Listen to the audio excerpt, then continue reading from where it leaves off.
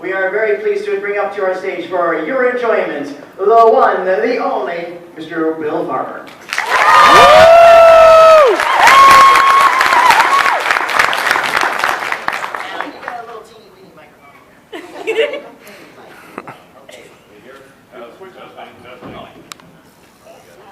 Testing 1 2. Testing 1 2.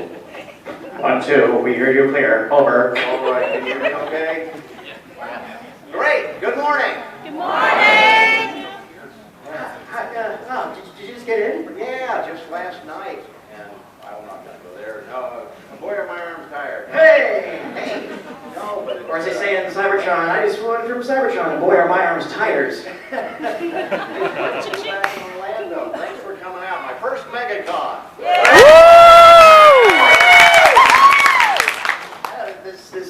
This seems so weird with your association with Disney, and Disney being right down the road. Yeah, they're kind of close. But it is the Disney you work for, but it kind of isn't. Yeah, to a certain extent.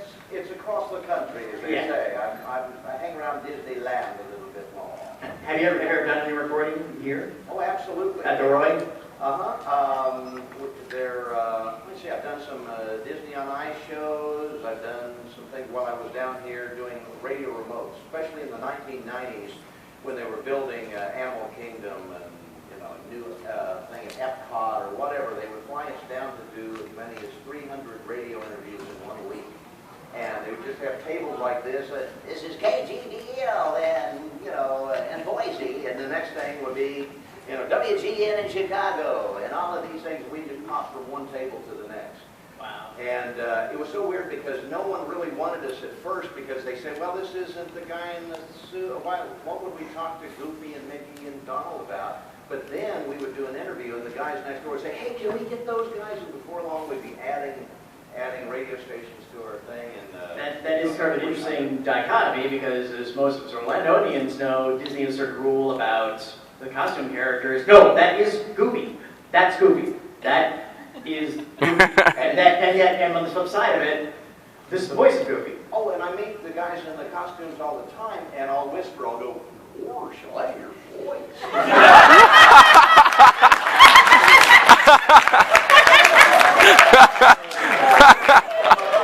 Not one of them has ever broken character. Ever. Now I've gone backstage and they're like, no, I'm backstage. Take the head off. They're great. Next time you come to the Kingdom, come backstage to Monsters Inc., where I help the monsters. Wink, wink, nudge, nudge. Say no more. No, they're humans. Anyway. Yes, you were. Let's go back to the beginning. You started out in stand-up. I did. Tell us about that, because that would have been a very interesting time. That was early. If my chronology is correct. Yeah, early '80s. I started doing stand-up in '82 in Dallas. And that was still sort of the boom of stand-up. And it was like when all the guys now were getting started. And I did a place called the Comedy Corner in Dallas, Texas. And our house comic was a guy, Bill Engvall, who was on. Whatever happened to him? Yeah. But I mean, he was there every night just working out jokes, learning how to tell jokes, how to do a routine, how to write and everything. And I saw all the guys come through and got to, Robin Williams he was already a star at that time. Did he steal any of your jokes? Huh? Oh, no. Mine weren't that good. So. But you saw all these guys. Sam Kinison was a friend from Houston. Bill Hicks, who's a great comic out of Houston. And all of them, Roseanne, Tim Allen, all of those guys were starting out. Not to be ghoulish, but you've outlived 3 of those names you just I mentioned. know, and I plan to outlive them all.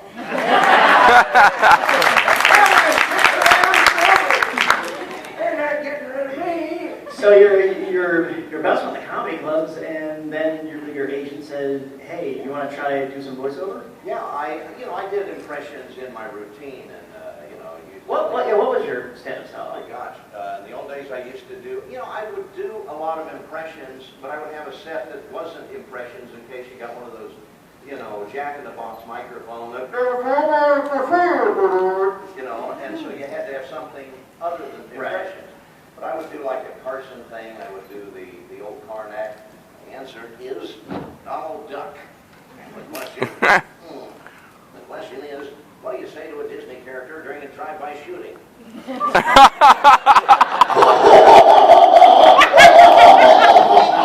You, sir, are correct. No, yeah, that's how I do that. Yeah, I all the TV shows at the time, you know, I do. I noticed Christopher Lloyd is here. So, I will go, I'm Christopher Lloyd. Like Archie and Edith Bunker. I want you. It's great to see you.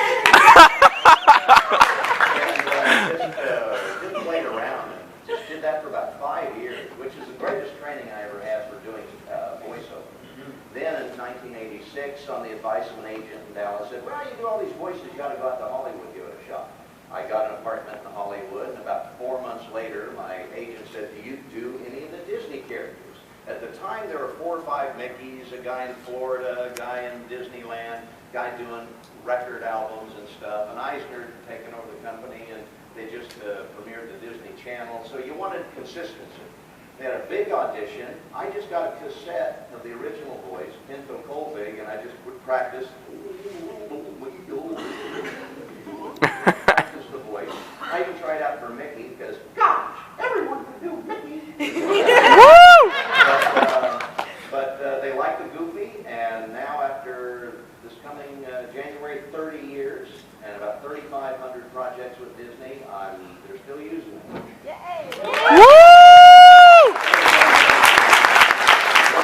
What was it like when you got that call and you were like, you back Goofy?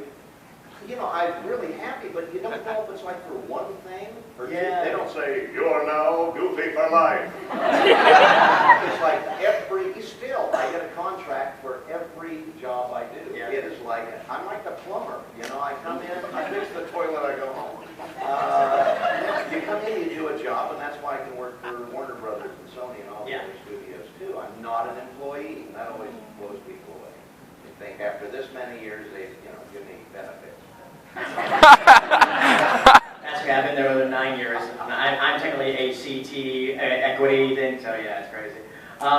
What was the first Disney gig then? I assume it was Goofy. So what was the very first thing? It was Goofy and Pluto. I got to do Pluto as well on that first show, and it was called Disney's Doggone Valentine. In the old days, it was MTV when they actually showed music videos.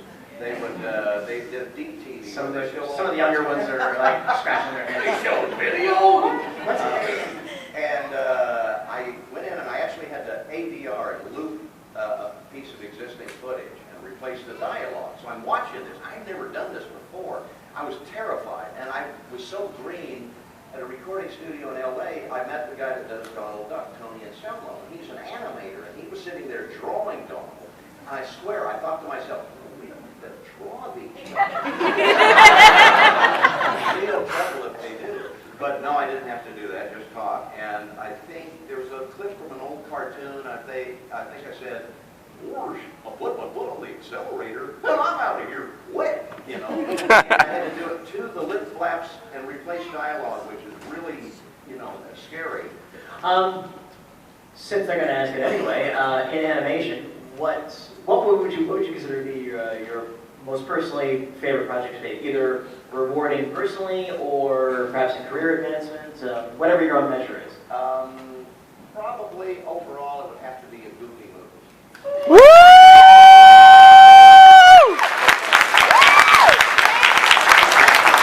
You're playing the crowd. But a Goofy movie overall has to be the favorite because it was the first feature film starring one of the Fab Five, Mickey, Minnie, Donald, Goofy, and Pluto. And they chose Goofy, which is so, and it was originally supposed to be a Goof Troop movie.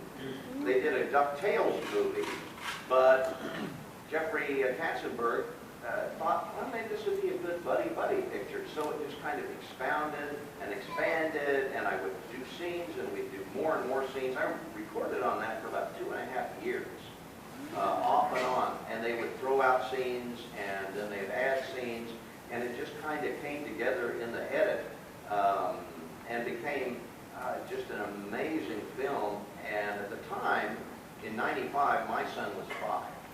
And so he's just old enough to kind of get what I'm doing. you know, for a living. But he was totally confused because he didn't know if he was like Goofy's son or Max's brother. He didn't know. And I remember at one of the screenings on the Disney lot, I came out with him and he was crying after the screening. I said, "What's the matter, buddy? Didn't you like the movie?" And he said, "Well, when Goofy went over the waterfall, I thought that was you." It's a buddy picture, and he didn't talk anything. But no, and the response and the longevity of that.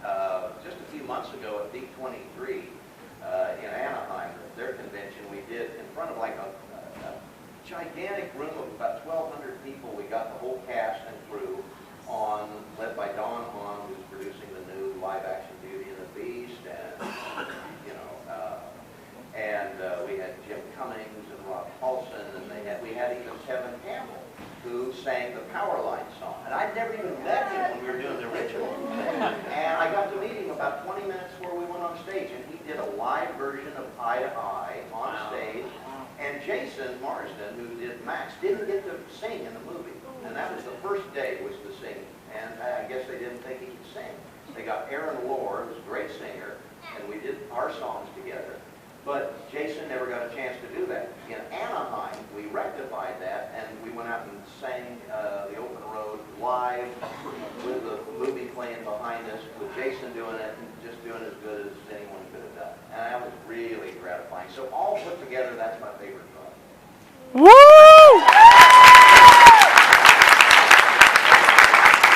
I think you got your two fans out there. I think it turned out to be a good movie. And I have no, when you're an actor, you go in, you do the job, you don't know if it's going to be good or not. But I'm so pleased that it came out and the people love it after all this time. Unfortunately, you will have to be our last question as we unfortunately hit the time. Sorry, Taladoon. Maxie, what do you want?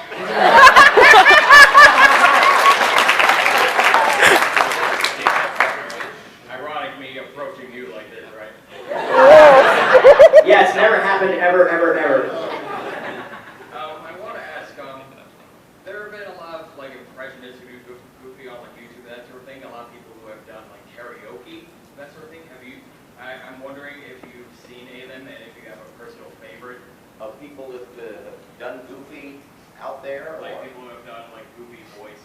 That and is- Goofy voices and like maybe done karaoke or like personal song that you've seen done in Goofy's voice. That I haven't personally seen... like. If this is a lead into, would you like to hear one now? We don't. There's some guy, Goofy's a tough one to do. Around the world, and Disney they have a division that translates all their stuff in about 43 languages. So they have to find people in 40-some languages to find all the characters from Frozen so they can replace them. They can sing and do all of those voices. Goofy and Winnie the Pooh are the two toughest I've heard. And because Goofy is such a cadence character and it's not based on a tone, whereas, Mickey, Gosh, if you can do a falsetto, you're kind of in the ballpark. Goofy is more worse. It's a dialect. It's up and down. It's got a lot of little scoops and valleys. Those are hard to copy. And Pooh is very, very, very I've heard hard. a few pretty good Goofies. I can't think of who online and singing parodies and things like that. But again, it's not, the art is the, inhabiting the character, and it's not just doing the voice. But yeah, I always loved impressionists. I watched Rich Little and all of those guys when I was a kid, and that's how I got half my voices, is trying, that's how you do it. Okay, I'll work on that. I'm more of a Frank Ocean fan. I love Frank, yeah. He was a very depressing person, just once. He was not a happy guy, but I met him once and he hit me, but no. But he was great, of course, with Riddler and all of that. And I picked up a lot of voices from him. Yeah. I will still laugh at his impersonation of Kirk Douglas. Oh, yeah. He gives you said that, just hang the bush through your teeth. How many more days are you here with us this weekend? I'm leaving Sunday afternoon, so all day today, all day tomorrow, and most of Sunday before I have to go back to LA. So, Wars, come by and say hi, would you? Where do they have you at? Do we know? I have no idea. All right, you know what? Or we just all right.